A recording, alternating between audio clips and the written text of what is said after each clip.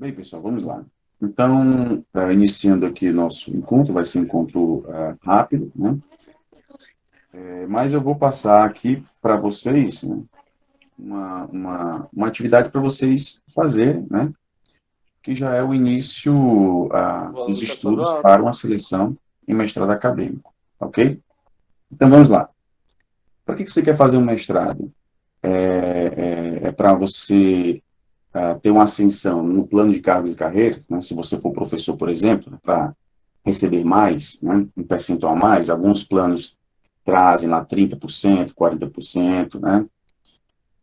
Por que eu estou perguntando isso? Porque, de acordo com o seu objetivo, você vai buscar um ou outro mestrado, né? Se o seu objetivo for esse, ok, né? Mas você tem que, primeiramente, pesquisar, né? No seu plano, né?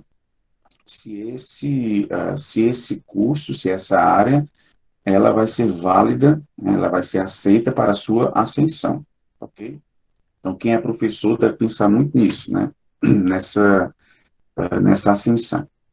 Agora, se o seu objetivo é seguir a carreira acadêmica, né?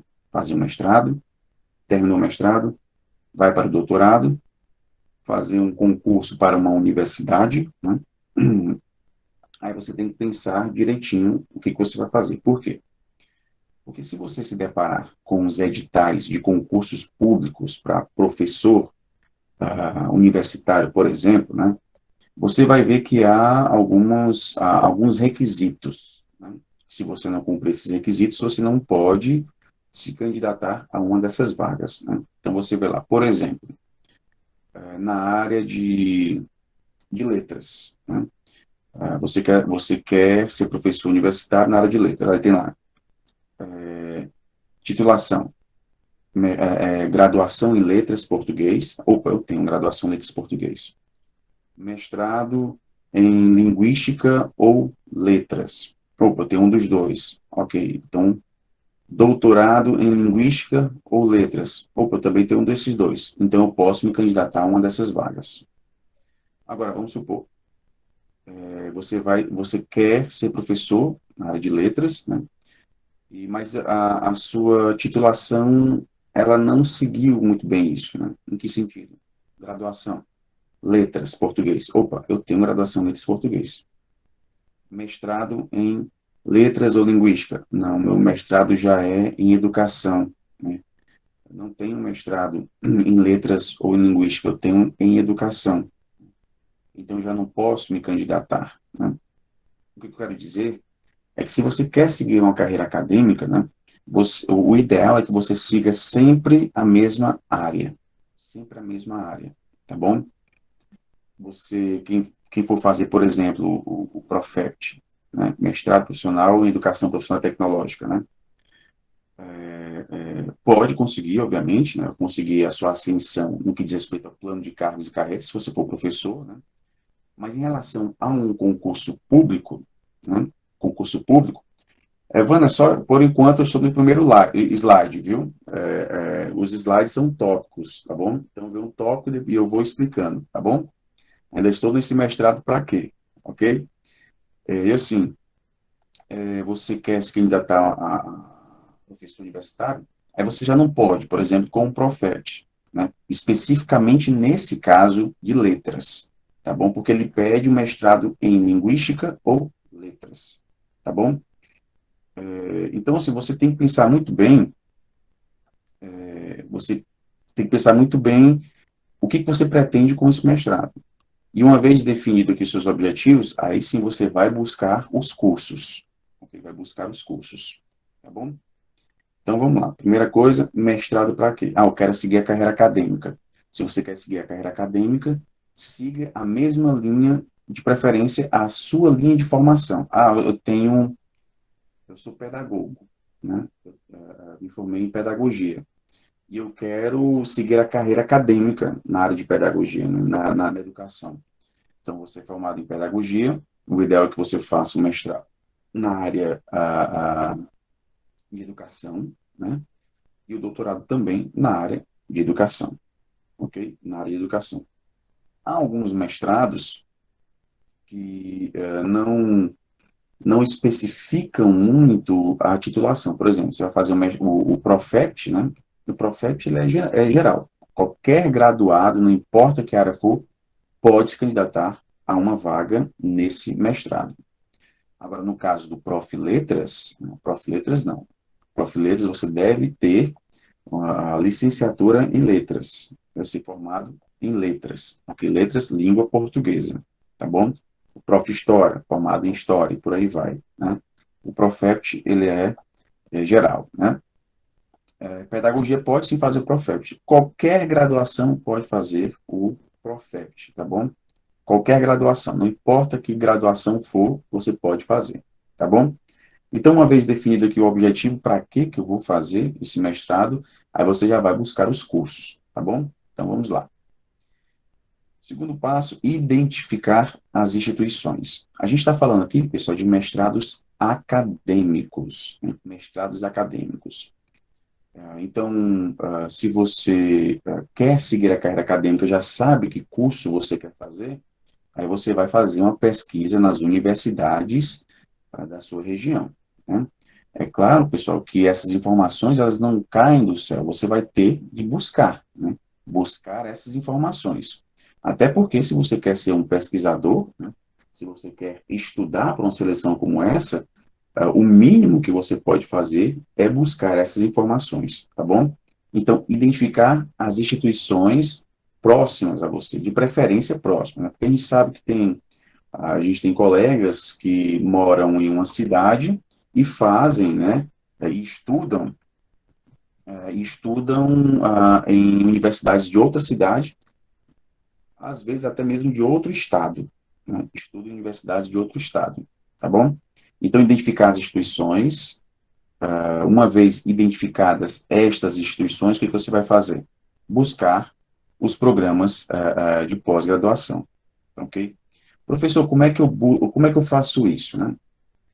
Não é complicado. Por exemplo, vamos supor, você é da área de educação, né? Você é um pedagogo. E você quer buscar os mestrados na área de educação, né? E você sabe que na sua região tem há universidades federais, né? A Universidade Federal do Estado, a Universidade Estadual do Estado, obviamente, né? Então você vai procurar, vai lá no Google, né? Escreva, por exemplo, mestrado em educação e coloque lá a universidade. Mestrado em educação na UFC, mestrado em educação na UES, mestrado em educação na UERN, mestrado em educação, aí você vai colocar a instituição. Uma vez feito isso no Google, né, você vai ver lá os links, né, o link, a página do programa de pós-graduação, né, o programa de pós-graduação em educação, então você vai ver lá, vai acessar essa página, né? Aí você vai ver todas as informações mais importantes para nós, né? Então, a primeira coisa que a gente faz, depois de a gente definir os nossos objetivos com esse mestrado, para que esse mestrado, o que eu vou buscar com esse mestrado, né? Aí você vai buscar as instituições. Vai lá no Google, escreva a instituição, escreva do lado mestrado, né? Mestrado em educação, mestrado em história, mestrado em geografia. Você vai buscar a sua área, né? Para justamente chegar até né, a página do curso de pós-graduação, né, do programa de pós-graduação. Então, você vai lá abrir a página, por exemplo, do programa de pós-graduação em educação da Universidade Federal de Pernambuco. Abriu lá a página, né? Aí você vai investigar, né? Nessa mesma página, o que você vai encontrar? Vai encontrar seleções anteriores, vai encontrar linhas de pesquisa, vai encontrar informações sobre defesas de dissertação, de tese. O Gilmar, o seu microfone está ligando às vezes, de vez em quando está ligando. Então, pessoal, você vai fazer esta investigação, tá bom? Lá na página do programa de pós-graduação da universidade que você pretende, né, a cursar o seu mestrado, tá bom? Então, busque os programas de pós-graduação. É só você escrever lá no Google, programa de pós-graduação em educação, programa de pós-graduação em letras, em linguística, em geografia, em matemática e por aí vai, né? Por que que eu estou falando isso? Porque às vezes a gente vai estudar para uma seleção e estuda sem objetividade, né? Então, essa primeira etapa que a gente está vendo aqui busca justamente essa objetividade, a gente não perder tempo com algo que não é relevante, né? Um dos principais equívocos que eu vejo nesse tipo de preparação é você estudar muita coisa que não vai ser cobrada, que não é relevante para essa seleção. Então, a questão aqui é ganhar tempo, é ser objetivo e estudar aquilo que de fato é cobrado, tá bom? Então, vamos lá. Essa etapa, ela é muito importante. Depois de você encontrar lá a página, né, do programa de pós-graduação, então, reparem aqui, pessoal, que os estudos para o mestrado acadêmico, né, eles são mais complexos, né? Eles requerem mais aqui uma busca por mais informações, né, do que propriamente estudos para alguns mestrados profissionais, né, que é só prova, não tem projeto, alguns não têm projeto, enfim, né? Então, estudar para um mestrado acadêmico, né, isso requer uma análise mais acurada, né? Então, a gente tem que ter cuidado com isso, muita atenção com isso. Identificada a página lá, talvez até alguém esteja fazendo isso nesse momento, né? Eu poderia até fazer, né? Ir lá no Google nesse exato momento, enquanto eu estou falando, né? Quem estiver no computador pode minimizar a tela e fazer isso que eu estou falando, né? Ir lá no Google, procurar lá o seu curso de pós-graduação, né? Abrir a página lá do programa de pós-graduação e buscar essas informações, né? Seleções anteriores, linhas de pesquisa. Por que é importante a gente analisar as linhas de pesquisa? Porque em um programa de pós-graduação a gente encontra várias linhas de pesquisa, né? E para cada linha de pesquisa a gente vai ter lá alguns professores que fazem parte dessas linhas de pesquisa. Porque o professor de pós-graduação, ele se especializa em uma determinada área, né? E, obviamente, ele, como especialista, ele quer fazer parte daquela área. Ele não vai querer perder o seu tempo estudando outras linhas de pesquisa, perdendo tempo com outras linhas de pesquisa. Ele se especializou naquela, né? E ele quer receber alunos, né, mestrandos, que sigam aquilo que ele já está estudando, né? Então, quando a gente vai fazer uma seleção dessa, a gente tem que pensar o seguinte: eu devo me adequar, né, ao que já está sendo discutido nesse programa, né? Eu devo me adequar às pesquisas que já são feitas por esse professor, nessa linha de pesquisa, né? Eu não posso chegar lá com algo novo que não é abordado naquele programa, né? Porque muito provavelmente o seu projeto vai ser recusado, né? O professor, orientador, ele vai receber um projeto que esteja coerente com aquilo que ele já vem estudando, tá bom? Então, um dos equívocos que a gente comete é justamente elaborar um projeto, né, com uma temática que não diz respeito àquilo que o professor já está pesquisando, né? O professor não vai querer mais trabalho com isso, né? Se debruçar em outros referenciais teóricos que não sejam aqueles que ele já está acostumado, tá bom? Então tem que ter muito cuidado com isso. Analise as linhas de pesquisa, veja as linhas de pesquisa que fazem parte desse programa de pós-graduação. Por que que é importante também? Porque provavelmente alguns de vocês estejam pensando nisso, né? Eu quero muito fazer um mestrado acadêmico em educação, mas eu não faço a mínima ideia do que eu vou escrever. Eu não faço a mínima ideia o tema do meu projeto, eu não sei, né? Eu não sei sobre o que eu vou escrever, né?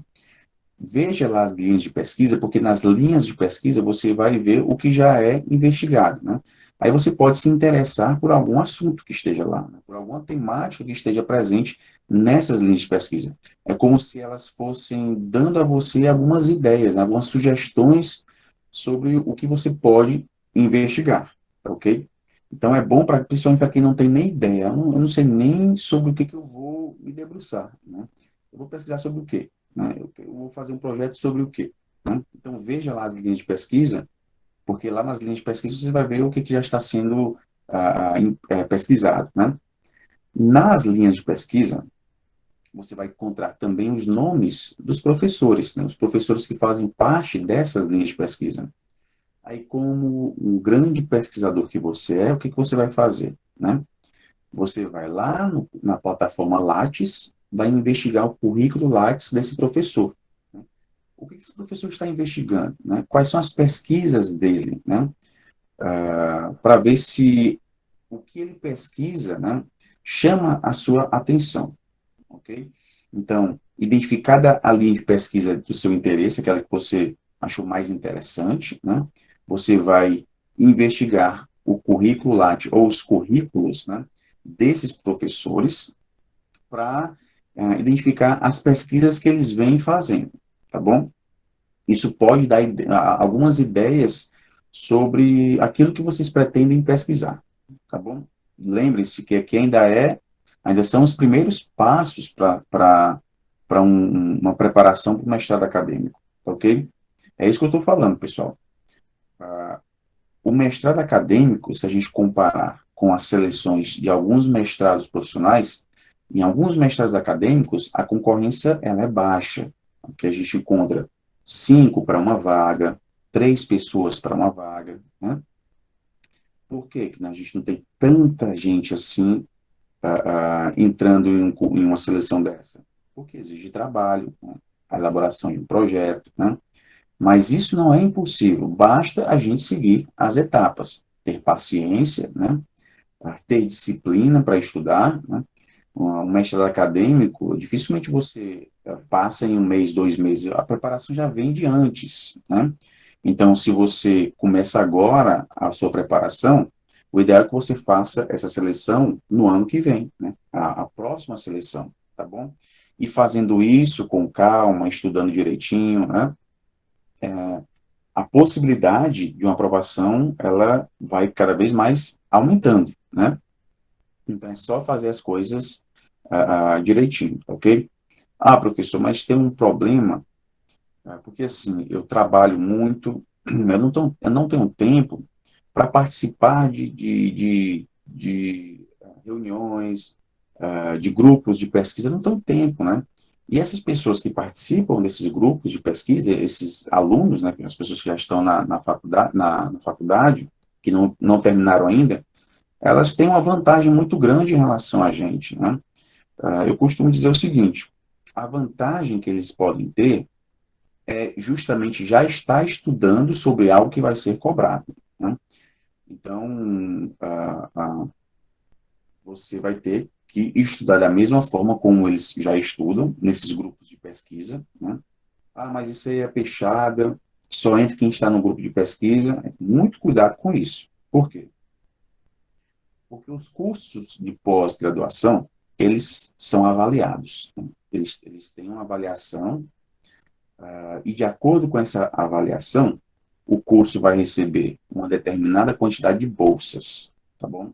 Então, a quantidade de bolsas de estudos, né, que que é direcionada a um determinado programa de pós-graduação, essa quantidade leva em consideração a nota daquele programa. E você pode acessar as notas do programa, né? Para ter mestrado, por exemplo, tem que ter uma nota 3, mínimo 3, né? E assim, o que define a nota de um programa de pós-graduação? A produção dos alunos, a produção dos professores, né? Os professores de pós-graduação, o tempo que esse aluno leva para terminar, né? Se um aluno entrou no mestrado e passou muito tempo sem terminar, né? Isso pode fazer com que a nota desse programa caia, ok? Então, o professor orientador, ele não quer receber alunos problemáticos, ele não quer receber aluno que ele já sabe que não vai dar conta, que demonstra uma dificuldade muito grande na escrita. Ele quer receber alunos bons, que demonstrem conhecimento, né? Quando ele vê um projeto muito bem formulado, muito bem escrito, né? É como se ele pensasse, olha, essa pessoa, ela já tem uma escrita acadêmica muito boa, né? Utiliza com propriedade o referencial teórico aqui, pelo que eu posso ver no projeto, e pensa o seguinte: com este aluno, provavelmente eu não vou ter tanto trabalho assim, né? Então, quando a gente faz um bom trabalho, um bom projeto, defende com propriedade, né? Fica muito bem, fica muito mais fácil a gente ser aprovado, né? E aí vem a questão da arguição, né? Mas isso é para um outro encontro, né? Que a gente vai discutir sobre a arguição, né? O que que a gente deve falar ou não na defesa do projeto, por exemplo, né? Uma das perguntas que eles costumam fazer, se você trabalha, né? Que geralmente as pessoas trabalham, né? E quem é professor, acho que muita gente que é professor, né?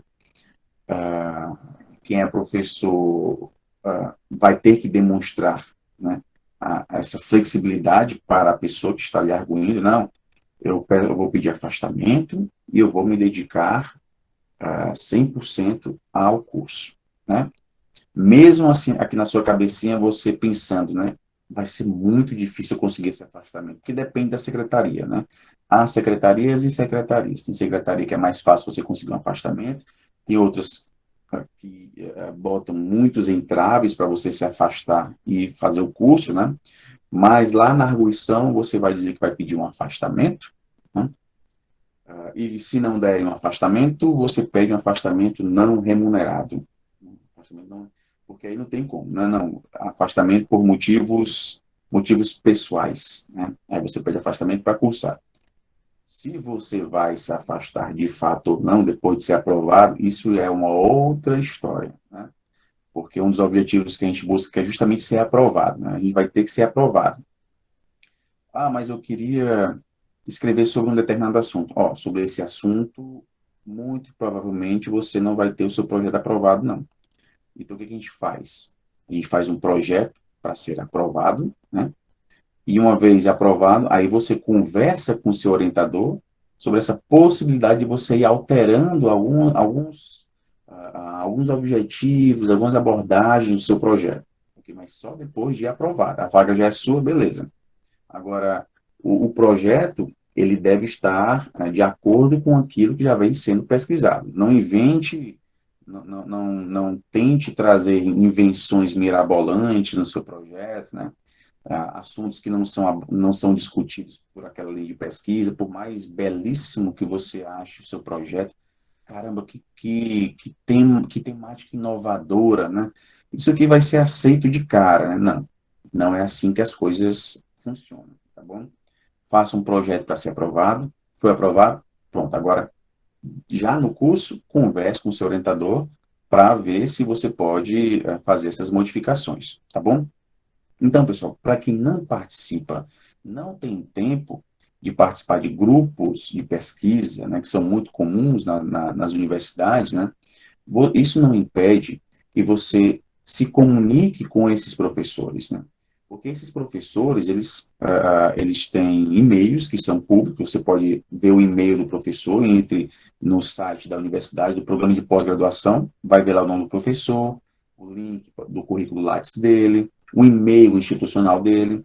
Você pode iniciar uma conversa, né, pedindo sugestões de leitura. Professor, eu comecei a estudar sobre um determinado assunto e percebi que você, o senhor, né, já estuda esse assunto. O senhor poderia me indicar algumas leituras? Essa é uma das estratégias que a gente encontra para começar a se mostrar para esse professor, né?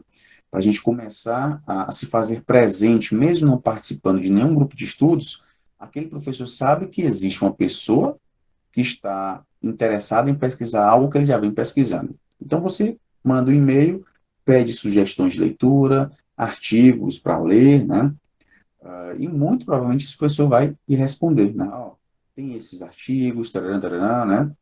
Porque o professor gosta quando encontra alguém que tem interesse em estudar aquilo que ele já estuda, né? Pedindo sugestões, né? Então, uma das estratégias é você se mostrar para esse professor ou essa professora, né? Se mostrar. Aí, quando for na seleção, né, o seu nome não vai ser mais um nome na seleção. Vai ser aquele nome que, em algum dia, né, em um determinado momento, conversou com aquele professor pedindo sugestões e tal. Então, o seu nome já começa a se destacar, né? Começa a ficar mais conhecido, né? Algumas pessoas estão perguntando sobre afastamento, se o mestrado dá 50% de afastamento, 100%, depende da secretaria, né? Do plano de cargos, por exemplo, ou, na verdade, do estatuto, né? Tem que ver direitinho isso. Alguns conseguem 100% de afastamento, né? Outros conseguem 50%. Tenho colegas que conseguiram, quando foram fazer, por exemplo, o Profiletras, né?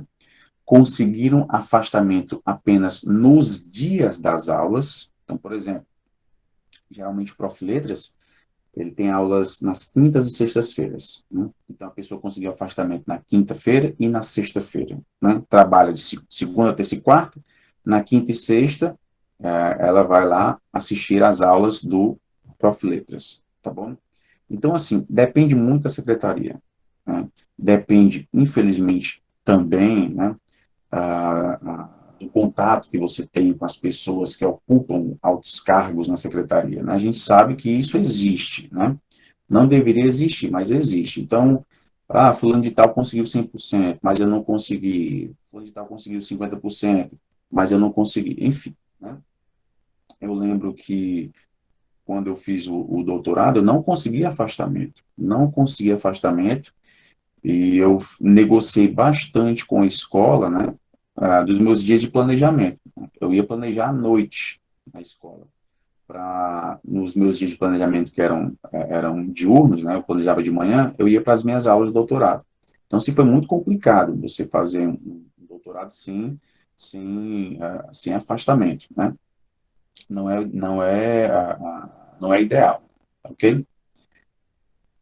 Daqui a pouco, quando eu terminar aqui, eu vou fazer a leitura de algumas mensagens que vocês estão postando no chat, para não ficar parando aqui, tá bom? Mas já já eu vou dar uma olhadinha no chat e vou responder vocês, ok? Então é isso, pessoal. Assim, em relação a esses afastamento ou não, isso varia muito, ok? Varia de uma instituição para outra, ok? Então, assim, busquem os professores, né, se comunicar com os professores, para você cada vez mais se fazer presente, visível, né? O seu nome lá, quando aparecer na seleção, essa pessoa aqui, ela me escrevia muito, pedia sugestões de leitura, dizia que estava escrevendo sobre um determinado assunto, aquele nome já vai se destacar ali, ok? Mesmo você não tendo tempo para participar de grupos de pesquisa, aquele professor sabe que tem alguém interessado naquele assunto, né? Que mesmo trabalhando 2 expedientes, 3 expedientes, né? Temos colegas que trabalham 3 expedientes, manhã, tarde e noite, né? Ainda assim demonstram interesse em pesquisar, né? Então, uma das dicas que eu dou é justamente essa. Mas a gente só consegue chegar a este professor analisando as linhas de pesquisa, ok? Então, vamos lá. Depois de analisar as linhas de pesquisa, né, quais são os passos que a gente elencou aqui, né? Primeiramente, pensar no seguinte: por que eu vou fazer esse mestrado? Para que eu vou fazer esse mestrado? Eu só quero mesmo uma ascensão na minha carreira, né? Para receber mais, né, um percentual a mais. Eu sou professor e eu vi que quem tem um mestrado na área de educação vai ter lá 30% a mais, ou 40% a mais, ou 20% a mais. Isso depende de onde você trabalha, né? Então, eu quero apenas para isso. Eu não quero seguir carreira acadêmica, não quero ser professor universitário, eu quero apenas aumentar aqui o que eu ganho. Beleza, ok. Então, você já sabe que mestrado você pode fazer, né? Agora, se você quer seguir a carreira acadêmica, né, e chegar a professor universitário, por exemplo, aí você tem de prestar muita atenção no caminho que você vai trilhar, né? Se você, por exemplo, se você é formado em História, né, o ideal, se você quer seguir essa carreira, né, professor de História, universitário de História, formado em História, faça um mestrado na área de História, um doutorado na área de História, né? O ideal é que seja assim, né? Porque aí você já vai trilhando lá o seu caminho nessa área, né? Então, se o seu projeto é seguir a carreira acadêmica, busque busque essa coesão, né, nas suas formações, tá bom? Então, identificado lá o professor, né, a linha de pesquisa que você quer pesquisar, né, mas eu não sei que temática ainda eu vou falar, sobre o que eu vou falar. Você só vai saber sobre o que você vai falar com as leituras, né? Você vai lendo, vai pesquisando, até chegar a uma coisa que, rapaz, isso aqui é interessante. Eu acho que eu vou falar sobre isso, né? Mas o ideal é que você fale sobre isso em outra perspectiva, porque se você for fazer a mesma coisa que todos já estão fazendo, assim, qual vai ser a sua contribuição, né? No mestrado, ainda é possível a gente elaborar projetos, né, que abordem temas que já foram abordados anteriormente. O mestrado ainda, isso ainda é aceito. No doutorado, não. O doutorado já puxa muito para esse lado da sua contribuição, né, de você escrever algo que não foi escrito antes, né? Tem que ter cuidado com isso, tá bom? Identificado lá o professor, a lei de pesquisa, vá lá naquela página do programa de pós-graduação e procure seleções anteriores. Seleções anteriores, que você vai encontrar. Seleção de 2018, aí tem lá as etapas da seleção, os aprovados, né? Por que eu quero que vocês façam isso? Para você baixar o edital. Okay? O edital. Você não pode fazer uma seleção sem você estudar todo o edital. Okay? O edital, ele é importantíssimo para uma seleção, para o mestrado acadêmico, por exemplo, né? Porque ele vai trazer as etapas, né? Ele vai trazer, muitos dos editais trazem a estrutura do projeto, né? Diz lá o que o seu projeto deve ter, problematização, objetivo, objetivos específicos, a metodologia, bibliografia, o que o seu projeto tem que ter. Muitos editais já trazem a estrutura, alguns, inclusive, trazem a descrição, né? Tem lá, problematização. Na problematização, você vai trazer as suas questões de pesquisa, tará, tará.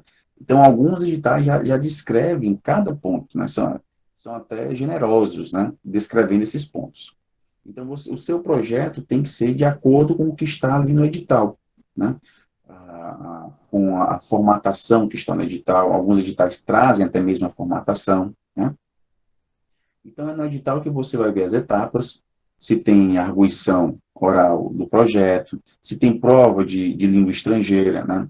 Algumas seleções de mestrados profissionais cobram essa etapa, né? Essa etapa de língua estrangeira, né? Ah, geralmente é o inglês, né? Francês, não quer dizer que você tenha que saber todos. Geralmente você escolhe uma, né? Se você quer fazer a prova de inglês, quer fazer a prova de francês, né? Espanhol não vejo muito, né, a prova do espanhol, mas existem seleções que cobram espanhol, né? Então você escolhe uma das três, por exemplo, né? Já em outras seleções, esses conhecimentos específicos em uma língua estrangeira é cobrado depois, né? Então, por exemplo, você é aprovado no mestrado, você tem até 6 meses para entregar à instituição, né, uma declaração de que você tem conhecimentos em uma língua estrangeira, né? Geralmente são conhecimentos que dizem respeito ao instrumental, né? A você saber ler e interpretar, né, em língua estrangeira. Não escrever em língua estrangeira, mas compreender um texto escrito em língua estrangeira, ok? Então, algumas instituições pedem só depois essa declaração, outras trazem uma das etapas a prova de língua estrangeira, né? Eu lembro, acho que foi há uns 2 anos, estava estudando com com alguns colegas que estavam se preparando para um mestrado acadêmico em linguística, aqui em Fortaleza, na UFC, né? E aí a gente tem as etapas, né? Tinha a prova de conhecimentos específicos, né, na área de linguística, tinha o projeto e tinha a prova de língua estrangeira, né? O que aconteceu?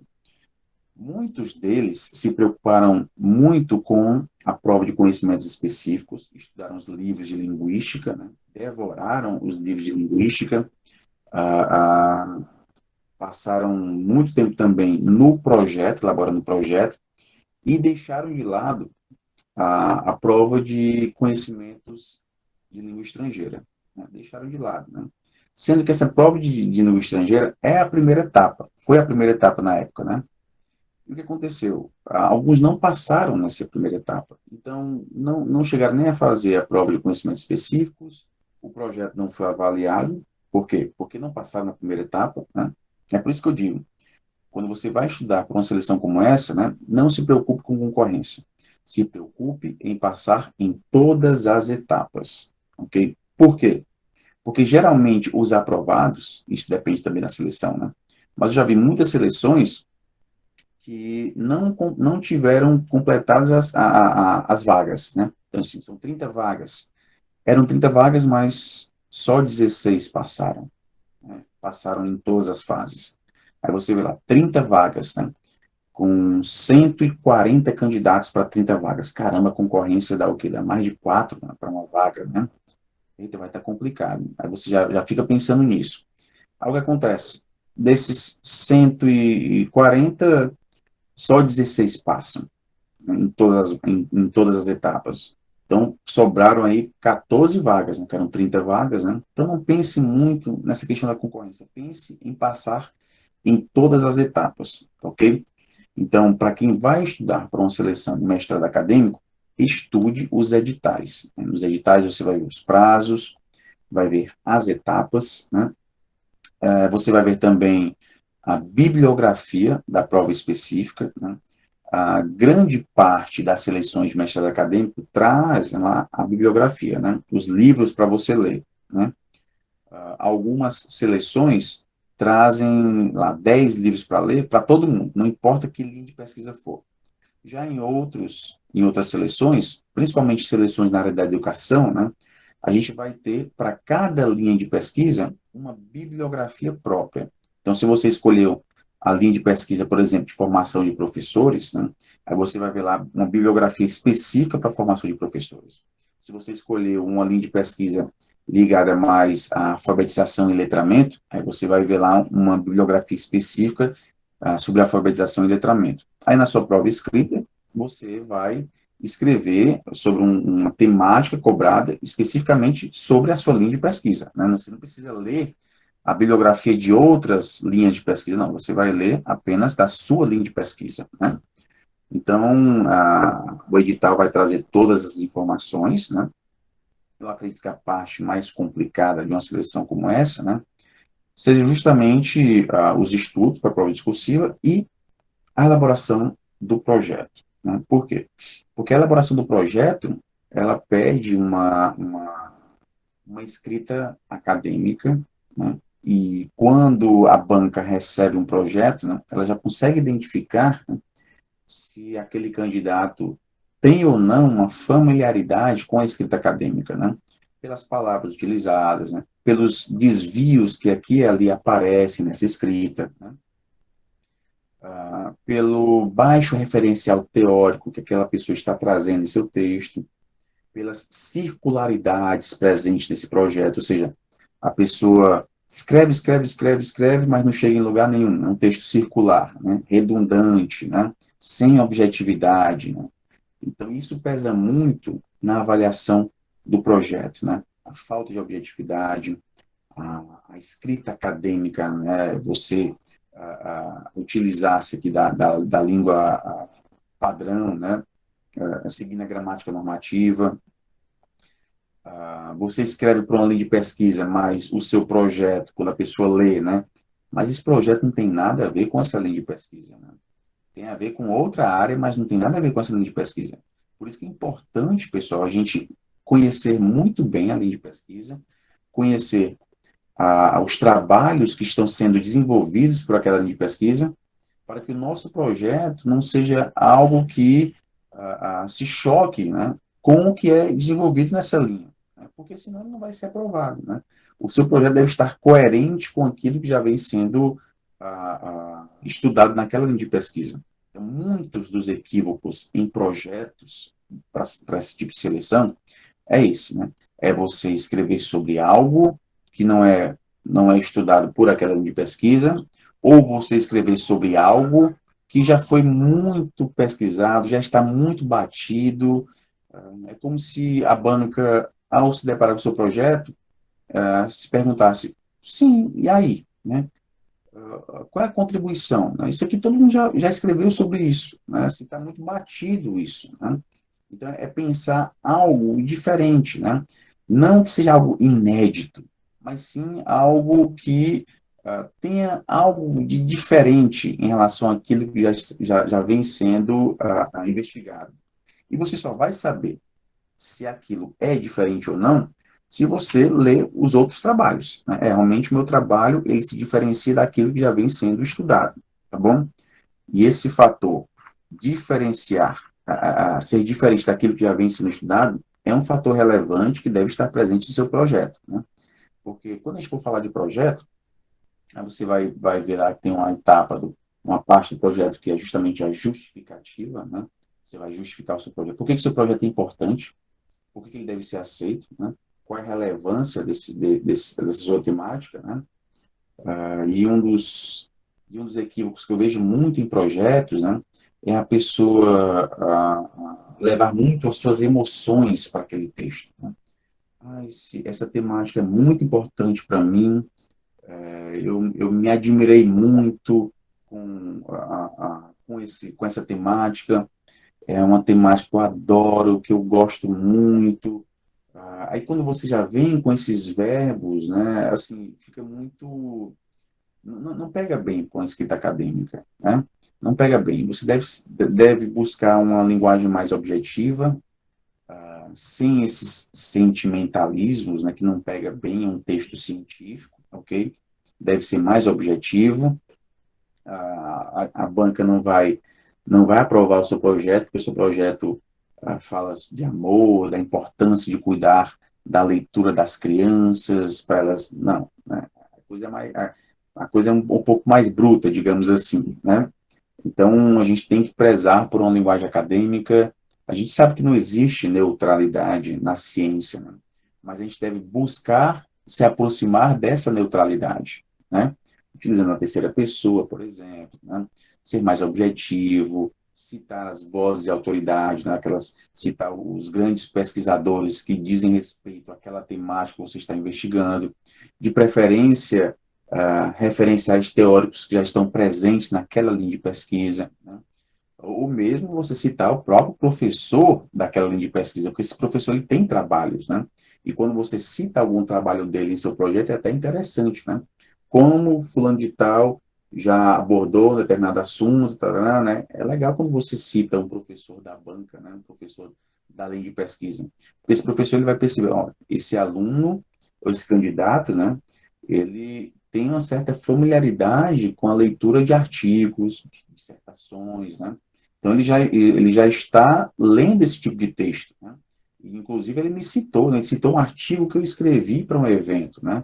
E é interessante quando você faz isso, né? Quando você traz essas citações. Então, assim, na elaboração do projeto, a gente tem essas dicas, né? Para justamente chamar a atenção da banca, né? Mostrar para a banca que você sabe escrever, tem uma escrita acadêmica, né? Porque quando a banca vê um projeto que tem desvios muito gritantes de língua portuguesa, de estrutura também, ou mesmo não está seguindo a estrutura que está no edital, né? Esse projeto não vai ser aprovado, né? Pense no seguinte, a banca, ela não quer ter um trabalho com você no mestrado, né? Obviamente, ela vai ter com orientação e tudo mais, mas ela não quer receber alunos que têm muitas dificuldades na escrita acadêmica, na leitura, né? Então, assim, a gente tem que mostrar para a banca que a gente tem segurança nisso, né? Com um texto objetivo, na prova discursiva, escrever academicamente, citar as pessoas, os pensadores corretos, não ficar com firulas, não encher linguiça no texto, né? Isso é muito bem valorizado em uma seleção como essa, tá ok? Então, não se esqueçam, investigar os editais, né? Os editais anteriores, para você ver justamente a bibliografia, né? Ah, professor, mas a seleção é só no ano que vem. Sim, mas você, vendo o edital da última seleção, você já pode dar uma olhadinha na estrutura do projeto que é cobrado, né? Já pode dar uma olhadinha na bibliografia da seleção, para você começar a estudar. Ah, professor, mas é sempre a mesma bibliografia? Não, não é sempre a mesma. mas se repete muito, né? Muitos livros se repetem de uma seleção para outra, ok? Então, você já começa a estudar, tomando por base essa bibliografia das seleções anteriores, você já vai se preparando para a próxima seleção. Porque quando você faz um projeto nas coxas, né, assim, saiu o edital de uma seleção tal, eu vou fazer logo aqui um projeto, tenho 15 dias para fazer um projeto, então essas pressas acabam fazendo que você cometa equívocos no projeto, seja um projeto superficial, né? Na arguição do seu projeto você pode ter dificuldade em responder algumas perguntas, porque você não teve aquele tempo suficiente para estudar e ter segurança sobre aquela temática, né? Então, um bom projeto, uma boa preparação, ela requer tempo, né? Tempo. Fazer com calma, estudar aquela bibliografia, fazer fichamentos dos textos que você está lendo, né? Porque aí, pessoal, quando você se prepara bem, né, a probabilidade de você fazer uma ótima seleção é muito grande. Nem todo mundo se prepara bem para uma seleção como essa. Tem gente que só se prepara quando o edital sai, né? Agora, se você já está estudando com o edital anterior, você já larga muito na frente desses outros candidatos, ok? Então, assim, estudar para um mestrado acadêmico, ele requer tempo, né? Requer um pouco mais de trabalho nos estudos, mas é como se o resultado, né, ele fosse mais fácil de ser obtido, né? Desde que você tenha toda essa preparação. Nos mestrados acadêmicos, como esses que acho que muitos de vocês estão estudando para fazer, né, também a gente estuda feito louco, né? Estuda muito, muito, muito, mas a gente sabe que, principalmente por conta da concorrência, né, você errar uma questão, né, uma ou duas questões, isso já equivale à sua aprovação ou não, né, à sua aprovação ou não. Então, nesses exames, assim, o detalhe, ele é muito mais valioso, né? Ele é muito mais valioso. Nesses, nos mestrados acadêmicos, né, a gente pode, é como se a gente pudesse mostrar tudo aquilo que a gente sabe, né? Nesses mestrados acadêmicos que tem a prova objetiva, a gente não consegue mostrar tudo aquilo que a gente sabe, né? A gente só vai mostrar ah, ah, baseado no que está sendo pedido lá, no que está sendo perguntado, né? Mas nesses mestrados acadêmicos, a gente pode mostrar de que forma? Na elaboração do projeto, na arguição, na prova discursiva, mostrar tudo aquilo que a gente sabe sobre aquela temática, né? Então, quando a gente se depara com prova discursiva, a prova discursiva ela é mais fácil para quem já está estudando há um bom tempo, né? E vai ser mais difícil para quem começou a estudar agora. A prova objetiva, né? Ela é mais bem-vinda para aqueles que não estudaram muito, né? E para aqueles que estudaram muito, eu tenho quase certeza que prefeririam uma prova discursiva para mostrar tudo aquilo que sabem, tudo aquilo que aprenderam, né? Com todo esse estudo, né? Considerando que, por exemplo, o Profep, né? A gente está estudando em mais de um ano, né? Se fosse pedir uma prova discursiva, a pessoa ia escrever muita coisa, né? Muita coisa, né? Então é isso. Em relação às etapas, já falei que algumas etapas, né? Geralmente, os mestrados acadêmicos, a gente tem um projeto de pesquisa, né? Você tem que submeter o seu projeto, ele é avaliado, né? Prova de conhecimentos específicos, defesa do projeto e a prova de conhecimentos de língua estrangeira, né? Nem todas as seleções trazem todas essas etapas. Tem seleções que só trazem o projeto e a prova de conhecimentos específicos, né? Tem prova que só traz o projeto, né? Só traz o projeto, tem prova que não traz a prova de conhecimento de língua estrangeira, enfim, né? O que você vai ver o edital para justamente identificar as etapas, né? Tem seleção que a primeira etapa é o projeto de pesquisa, então você só vai para a prova de conhecimento específico se passar no projeto, se o seu projeto tiver uma nota, por exemplo, superior 7 ou superior a 7, né? Ah, Se ele não for aprovado, você não vai nem para a prova de conhecimentos específicos. Outras seleções trazem a prova de conhecimento específico primeiro, né? Passou na prova de conhecimentos específicos, pronto, agora o seu projeto de pesquisa vai ser avaliado, ele vai ser lido. Se você não passar no conhecimento específico, o seu projeto nem avaliado é, né? Então, dependendo da seleção, você vai encontrar aqui uma ordem diferente dessas etapas, ok? E assim, pessoal, para esse nosso primeiro encontro, o que eu queria discutir era justamente isso, né? Esses estudos iniciais, essas preparações iniciais para um exame de mestrado acadêmico, ok? Eu vou dar uma olhadinha aqui em algumas perguntas que vocês fizeram no chat, tá bom? E eu acho que foram muitas, né? Vamos lá, deixa eu ver se tem alguma perguntinha aqui que eu possa responder.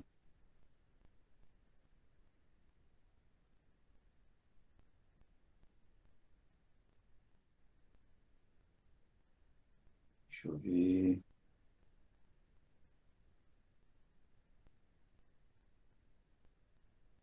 Sim, a Vandressa perguntou se vai estar disponível para assistir, né? Sim, eu estou gravando, eu vou depois disponibilizar o link para quem quiser baixar esta apresentação. Vocês viram que eu não escrevi muita coisa nos slides, são apenas tópicos e eu vou falando, né?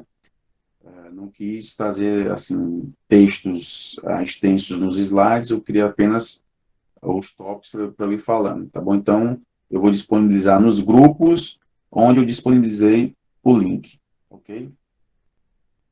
Alguém perguntou aqui do Profep, se ele é semipresencial. Ele é semipresencial, ok? Ele é semipresencial. Ou seja, há uma parte que você faz remotamente, né? E outra parte que você faz presencialmente. Você vai assistir às aulas presenciais, né? Como a gente está em uma pandemia, né? Muitos mestrados profissionais estão realizando as suas aulas remotamente, né? A universidade também, né? Inclusive, tem aqui algumas alunas da UERN, né, que assistiram a aula hoje de manhã, né? Algumas até apresentaram o trabalho de manhã, né? Então, a gente está fazendo de forma remota, né? Alguns mestrados iniciaram também de forma remota, ok? Tomara que a gente, no ano que vem, né, já tenha a vacina, já acabe com isso, né? A gente volte à normalidade, se é que isso vai ser possível, tá bom? Deixa eu ver o que tem mais aqui. Tem gente que está dizendo que uma das maiores dificuldades é o projeto, né? E de fato é um complicador, né? A elaboração do projeto. Mas uma dica é justamente ver o edital, né? E ver a estrutura que é pedida no edital, né? Que estrutura de projeto é essa, né? Tem lá introdução, justificativa, objetivo geral, objetivo específico, fundamentação teórica, né? Cronograma, alguns pedem cronograma, né? Mas a maioria, para submeter assim, não pede cronograma.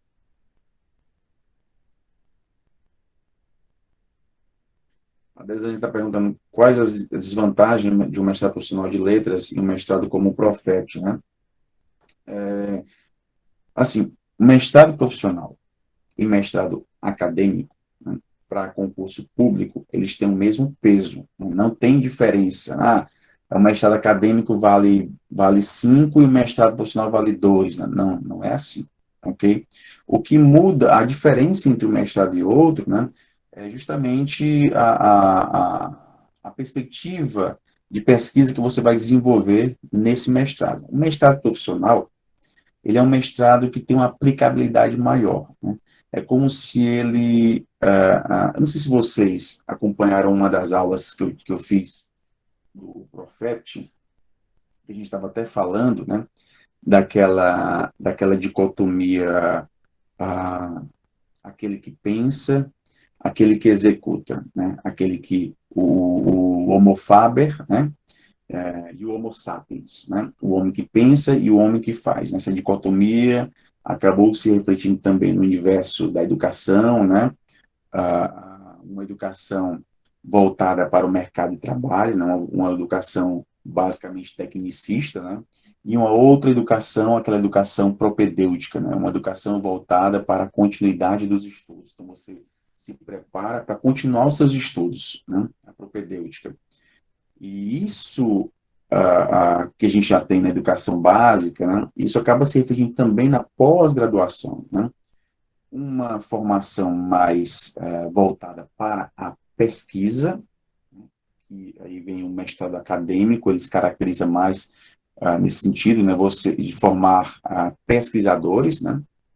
E o mestrado profissional é como se ele tivesse mais voltado para uma aplicabilidade maior, é como se ele desse um resultado mais rápido, né? Por exemplo, o mestrado profissional em letras, né, o Prof. Letras, ele pede que a pesquisa a ser desenvolvida nesse mestrado ela envolva basicamente a prática do professor de língua portuguesa em sala de aula, né? Então, é uma pesquisa mais aplicada, né? Isso não quer dizer que não exista teoria, obviamente existe, né? Uma busca, uma procura teórica, né? Mas um dos objetivos principais é justamente essa aplicabilidade, né? Que aplicação eu vou ter com essa pesquisa?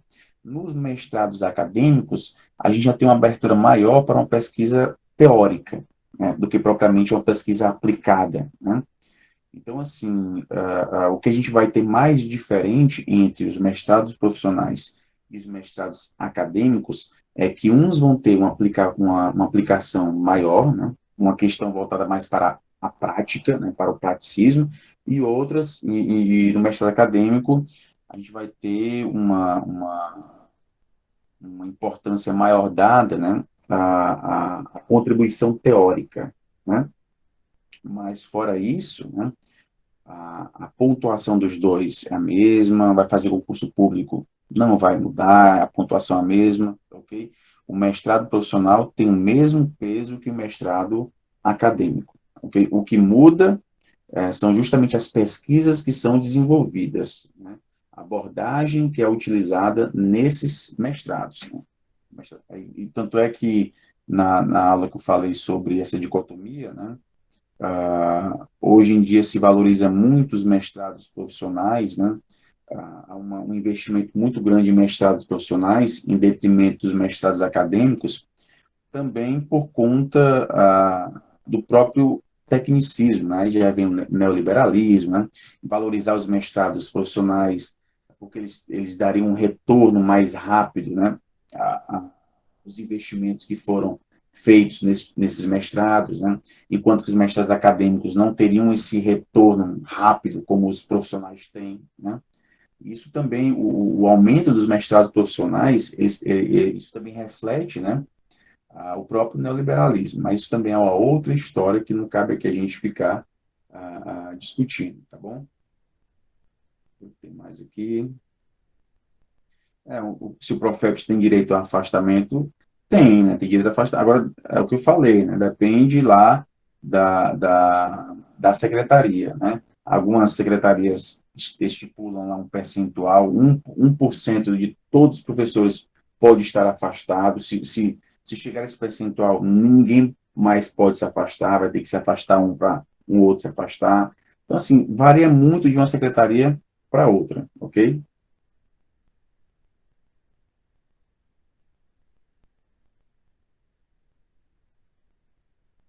Deixa eu ver se tem mais alguma coisa.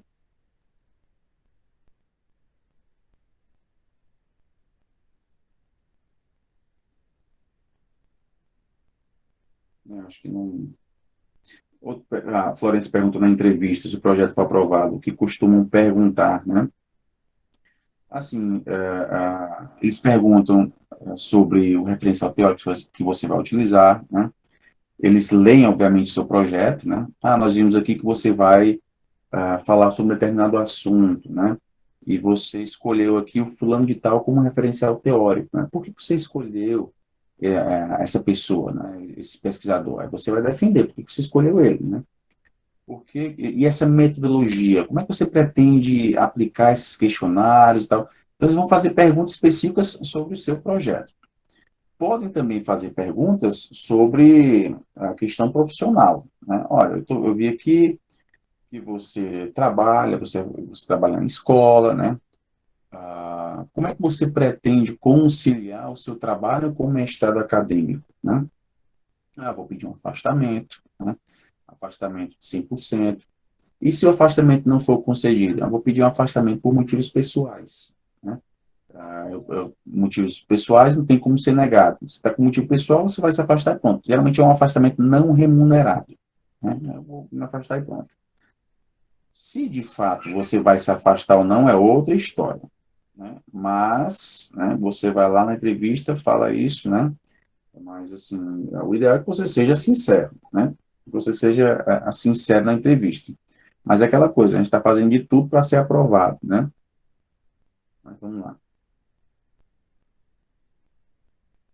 Tem mais uma coisa. Essa questão de política de esquerda e direita pode influenciar a prova do Profet esse ano? Demóstenes, você não precisa se preocupar. Ah, sim, você está dizendo se vai mudar a bibliografia. Talvez seja isso, né? Se vai mudar a bibliografia ou não das próximas seleções. Até porque essa bibliografia dessa seleção que está suspensa, né? Ela já foi divulgada, não tem mais como mudar. Talvez você esteja perguntando para as próximas seleções, né? Eu acho que não, eu acho que não vai mudar. Eu acho que se tivesse de mudar, teria mudado para essa seleção, né? Até porque a bibliografia ela foi lançada em outubro de 2019 e já estava com essa com um novo governo, né? Que é que é explicitamente contra, né? Muito do que a gente encontra na bibliografia desta seleção, né? E é normal, por exemplo, que a gente tenha candidatos que não concordem com o que está nesses livros, né? Mas, mesmo sem concordar, você vai ter que seguir aquilo para fazer aquela prova. Né? Você pode fazer a prova sem concordar, né? É só você pensar assim, eu não concordo com isso, mas eu vou responder de acordo com o que está no livro, né? Inclusive, eu lembrei até de uma análise de um livro que eu fiz no YouTube, né? Eu coloquei a análise de um livro, acho que foi do Marx e a Pedagogia Moderna, ou foi outro livro, e eu falei sobre assuntos que estavam no livro, né? Ou foi História da Educação Profissional. E eu falei sobre o que estava no livro e uma pessoa foi lá e criticou, dizendo que eu não falava mal da Dilma, não falava mal do Lula, e não sei o que mais, tudo mais, né? Aí eu disse assim, olha, se eu não falei isso, é porque não está no livro, né? Eu trouxe o que está no livro. Então, assim, o objetivo ali é você trazer o que está no livro, né? É você parafrasear o que está no livro, contar com as suas palavras, né? Aquilo que muita gente considera, vê como difícil de ser interpretado, enfim. Então, um dos objetivos que a gente tem nesse tipo de curso, né, é contar com outras palavras, né, para a pessoa entender, né, aquilo que está ali. Então, se eu não falei mal de fulano ou cicrano, é porque não estava no livro, né? Assim, e a gente sabe que a bibliografia do Profet, ela puxa muito para a esquerda, né? A esquerda que eu digo, não me referindo a nenhum partido político, mas sim a uma perspectiva, né? Uma perspectiva de transformação, de que o mundo está sempre se transformando, que nada é imutável, né? Então, é assim que a gente deve pensar, né? Então, assim, Demóstenes, eu acho, em relação a isso, eu acho difícil mudar a bibliografia. Eu acho que vai continuar nessa mesma linha, né, nessa mesma linha. Mas se você estudou para essa seleção, né, estudou bem, eu acredito que você já tem uma boa base para estudar os próximos textos que serão cobrados, tá bom? O ideal é a gente formar essa base, né? Geralmente isso que a gente faz antes de a bibliografia ser lançada. É ter uma base para quando os textos saírem, né, a gente ter facilidade em compreender aqueles textos, porque a gente sabe que tem texto ali que não é fácil de compreender, não, né? O Profet é da área de ensino, ok? O Camila é da área de ensino. E em relação à bibliografia do Profet, Camila, lembra quando eu falei aqui de linhas de pesquisa, né, de você identificar linhas de pesquisa? Se você é da área da educação, muito provavelmente no programa de pós-graduação que você vai lá pesquisar da universidade, né, você vai encontrar uma das linhas de pesquisa, isso tem muitas universidades, uma linha de pesquisa marxista. Né? Então, tem linhas de pesquisa nesse programa de pós-graduação em educação que puxam muito para o marxismo, né? Formação de professores de marxismo, né? Aí você vai ver na bibliografia dessa linha de pesquisa textos muito semelhantes a esses textos que vocês estão estudando. Né? Então, é até uma dica, né? Se você vai fazer um mestrado acadêmico na área de educação, né? E você já está estudando esses textos do Profet, né? Busque lá uma linha de pesquisa que se adeque a essa que você já está estudando, né? Essa linha marxista. Porque você já vai estar, é como se você tivesse aproveitando os seus estudos, né, para essa próxima seleção, né?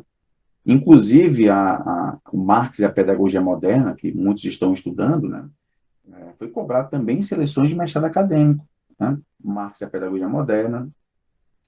Deixa eu ver esse outro livro. Aquele livro não, o de História da Educação Profissional não, mas muitos artigos que vocês estão estudando, né, que trazem temáticas muito presentes nessas linhas de pesquisa. Então, uma dica poderia ser essa, né? É você aproveitar esse estudo do Profept e buscar uma linha marxista, né, em um desses mestrados, né?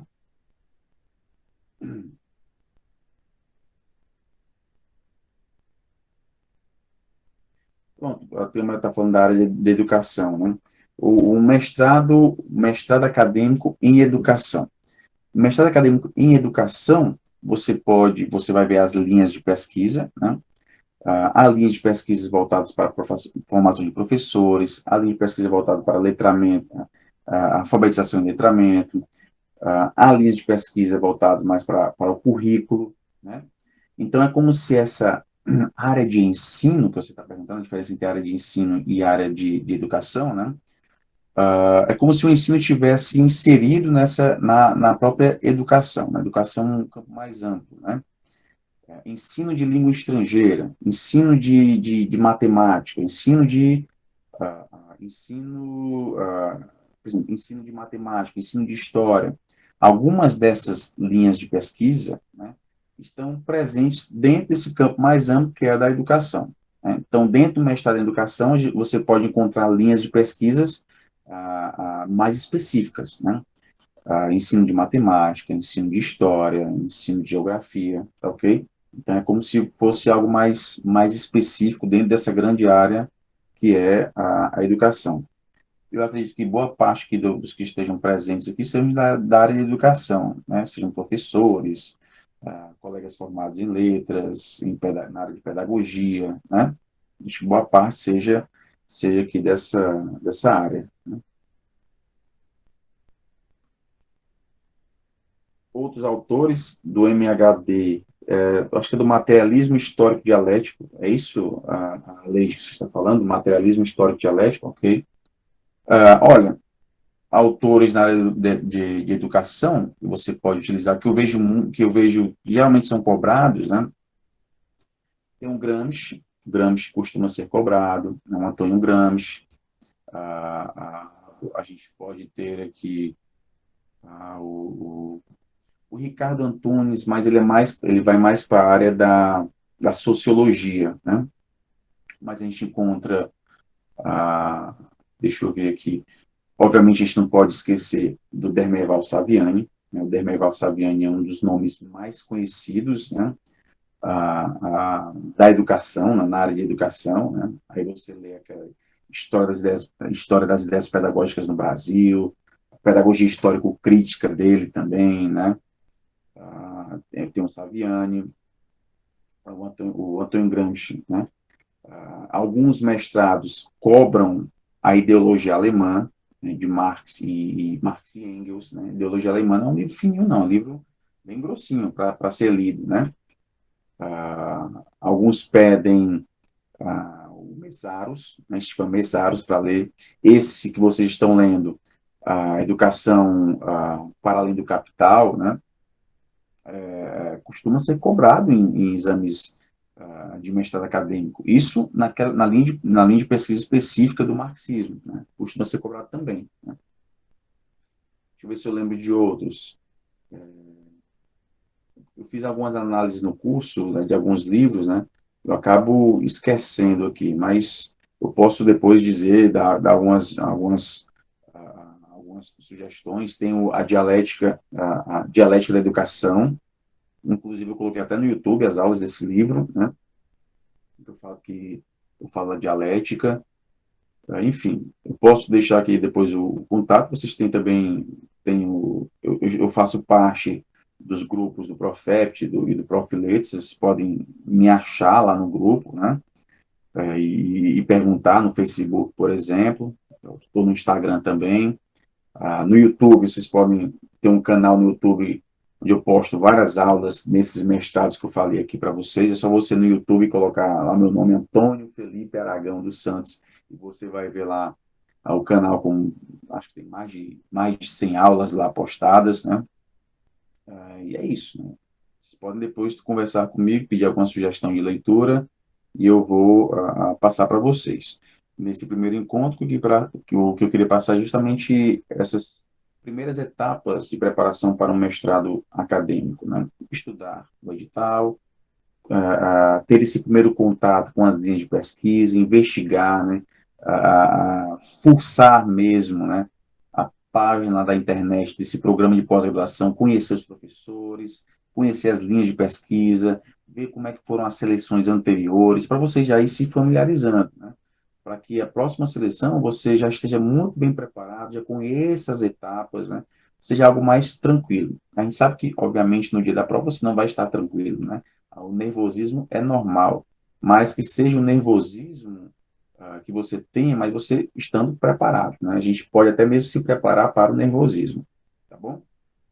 Então, é isso, pessoal. Gostaria de agradecer aqui a presença de todos. Eu vou finalizar a gravação e vou disponibilizar o link para quem quiser baixar depois, assistir, né? Posteriormente aí. Acesse o link e baixa esse nosso primeiro encontro, tá bom? Depois eu vou postar aqui quando é que vai ser nosso próximo encontro. Muito provavelmente a gente vai falar aqui sobre elaboração de projeto, tá bom? Então é isso, pessoal. Muito obrigado a todos e tenham a todos aqui uma ótima noite.